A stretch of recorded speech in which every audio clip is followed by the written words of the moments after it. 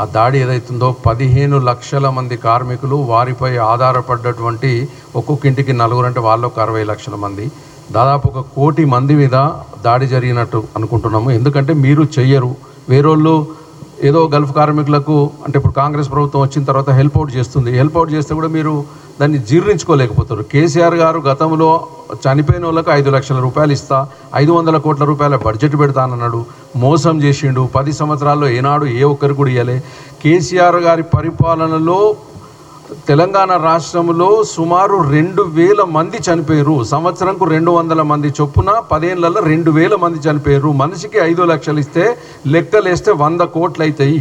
మీరు 100 కోట్ల మోసం చేసారు గల్ఫ్ కార్మికులకు. ప్రశాంత్ రెడ్డి గారు మీ అసెంబ్లీ నియోజకవర్గంలో కనీసంగా గత 10 ఏళ్లలో 80 మంది చనిపోయినట్టుగా మేము ఒక అంచనా వేస్తున్నాము. మీకు 80 మంది లిస్టు కూడా ఇస్తాము. మీరు మోసం చేసిన వాళ్ళకి 5 లక్షలు అంటే కనీసం 4 కోట్ల రూపాయలు నువ్వు మోసం చేసినట్టే. నువ్వు 2 టర్ములు ఎమ్మెల్యే ఉన్నావు, ఒకసారి 1 టర్ము మంత్రిగా ఉన్నప్పుడు ఇది 3వ టర్మ్ ఉన్నావు అంటే నువ్వు ప్రజలకు అన్యాయం చేసినావు.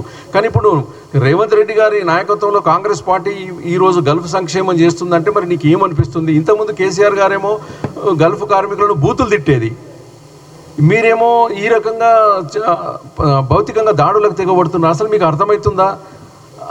ఇప్పుడు కాంగ్రెస్ ప్రభుత్వంలో ఉన్న పోలీస్ వ్యవస్థ కూడా ఈరోజు ఎంత బ్రహ్మాండంగా వ్యవహరించింది అంటే, ఒక కార్పొరేషన్ స్థాయిలో ఉన్న అంటే చైర్మన్ స్థాయిలో ఉన్న అన్వేష్ రెడ్డి గారిని హైదరాబాద్లో అంటే అక్కడికి వెళ్లకుండా హౌస్ అరెస్ట్ చేశారు, గృహ నిర్బంధం. మానాల మోహన్ రెడ్డి గారు వారు కూడా ఒక కార్పొరేషన్ చైర్మన్, తర్వాత జిల్లా కాంగ్రెస్ కమిటీ అధ్యక్షులు, ఆయన నిజామాబాద్లో హౌస్ అరెస్ట్ చేసినారు.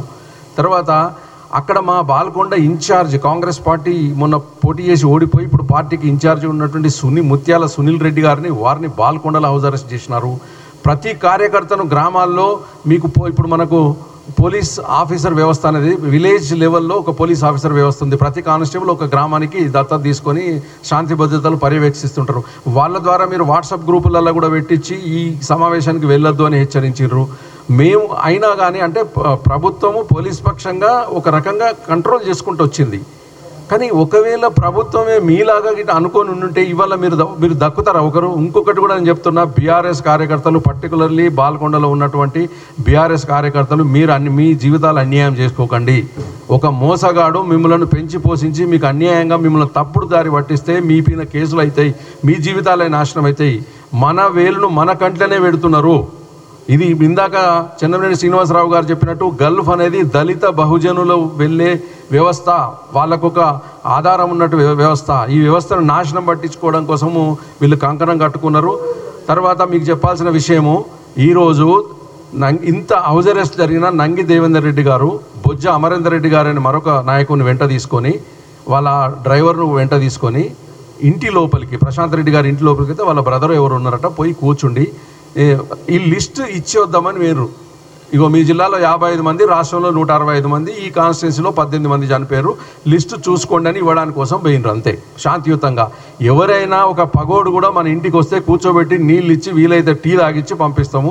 ఏదన్నా మనకి ఇష్టం లేకపోతే నువ్వు వెళ్ళిపో బాబు అంటే వస్తారు. నీ ఇల్లు గడప దొక్కి నీ ఇంటికి మర్యాదపూర్వకంగా వచ్చారు. మళ్ళీ మేము అర్ధరాత్రో లేకపోతే అక్రమంగానో గోడ దునుకో రాలేదు కదా, బయట పోలీస్ కాపలా ఉంటే వాళ్ళని దాటుకొని బాజాబ్తా లోపలికి వచ్చి జస్ట్ లిస్ట్ సబ్మిట్ చేద్దామని వచ్చిండ్రు. వీళ్ళు ఏమైనా మారణాయుధాలు తీసుకొని వచ్చిరా నీ లోపలికి? నిన్ను ఏమైనా చేద్దామని వచ్చిరా? నీకు ఇంకొకటి కూడా చెప్తున్నా, నంగి దేవేందర్ రెడ్డి అనే మనిషి ఒక ఫైటరు, ఒక కరాటే ఫైటరు. 10 మందిని మీ మనుషులను కూడా నష్టం చేసేంత కెపాసిటీ ఉన్నాడు. ఏమీ అనలేదు, మీరు కొట్టిన దెబ్బలు పడ్డాడు. ప్రజలు చూసిర్రు ఇవాళ. ఎందుకంటే మీ ఇంటికి వచ్చిండు, మీకు చెప్పడానికి కోసం వచ్చిర్రు. ఇదేం దారుణం అంటే ఇది ఆటవిక రాజ్యమా? ప్రశాంత్ రెడ్డి గారు ఇవాళ డేట్ రాసి పెట్టుకో, ఇవాళ 17 జూలై 2025 నీ రాజకీయ సమాధి ఈరోజు అయిపోయింది. నువ్వు 15 లక్షల మంది కార్మికులను కొట్టినట్టు.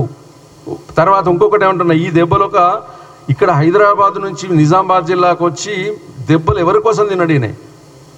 అక్కడ ఉండే నాయకులు కూడా కొంచెం గమనించాలి. ఇప్పుడు అక్కడ ఉన్నది ఎవరు? మానాల మోహన్ రెడ్డి గారు ఉన్నారు, అన్వేష్ రెడ్డి గారు ఉన్నారు, లేకపోతే షబ్బీర్ అలీ గారు ఉన్నారు, తాహిర్ బిన్ హమ్దాన్ ఉన్నారు, మన పిసిసి అధ్యక్షులు మహేష్ గౌడ్ గారు కూడా అదే జిల్లాకు సంబంధించిన వాళ్ళు, అనిల్ ఇరవత్రి గారు ఉన్నారు, ఇంత మనాల మోహన్ రెడ్డి అక్కడ జిల్లా అధ్యక్షుడు సునీల్ కుమార్ రెడ్డి ఉన్నారు. ఈ దెబ్బలు మిమ్మలను కొట్టినట్టే.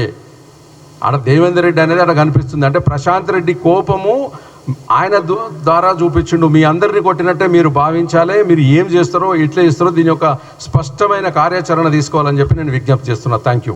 Subscribe us and press the bell icon for more interesting updates.